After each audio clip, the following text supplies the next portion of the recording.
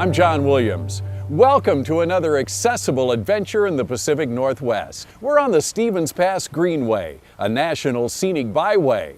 Now maybe you've traveled this road before, but if you're like me, you probably didn't slow down enough to see what the pass offers off the road. So on this trip, we're gonna take our time.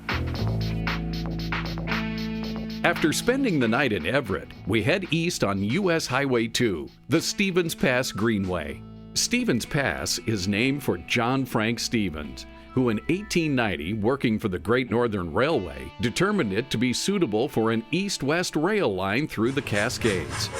This adventure takes us through little towns and hamlets that are ready to serve up mountain hospitality and charm. We took the time for a railroad ride and a tour through the recently restored Skykomish Great Northern Railway Depot, where Kevin and his crew painstakingly preserve this historic treasure. All aboard!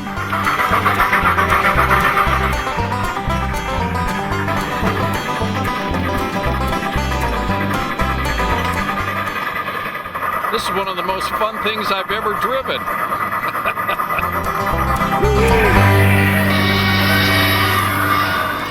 Next up is a stroll through some of the breathtaking scenery you'll only see off the byway. This is Deception Falls.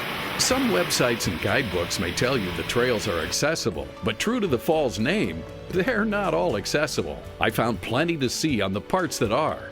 Parts of the trail are paved and some hard-packed dirt, and it's a little steep in places, but pretty easy going. The lower falls are not wheelchair accessible. You know I had to try it, but even I'm not going to go over this part of it. Getting to the upper falls is much easier, thanks to this bridge and viewing area. Wheelchairs will have to return the way you came, but if you're able to climb these stairs, it's an easy walk back to the parking lot. Well, after a quick bite of lunch, it's time to take a hike. We're taking a little trip through time here and traveling along the old Cascade Highway. Our next stop, a hike along the Iron Goat Trail. The trailhead starts out as boardwalk, then hard-packed gravel, and finally, near the end of the trail, it's paved. It's 2.8 miles to the Iron Goat Interpretive Site. Now, for the most part, it's an easy push in a wheelchair, with the exception of about, 50 feet of trail or so that gets pretty narrow and grown over with vegetation. I kept asking out loud, how did these guys do this with the equipment available 100 years ago?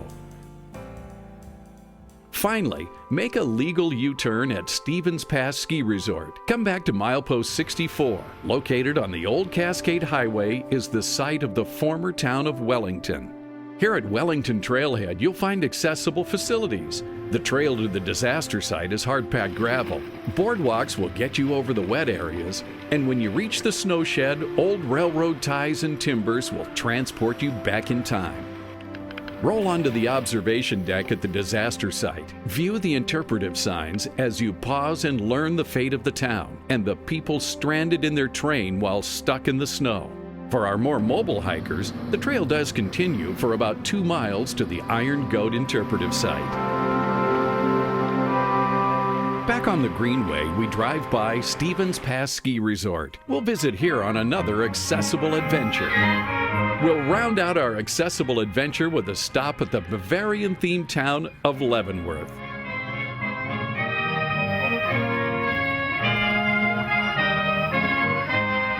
How's that old saying go? When in Rome, there's restaurants, pubs, and plenty of shops. Hey, I hope you've enjoyed our trip along the Stevens Pass Greenway. There's so much to do and see along this route.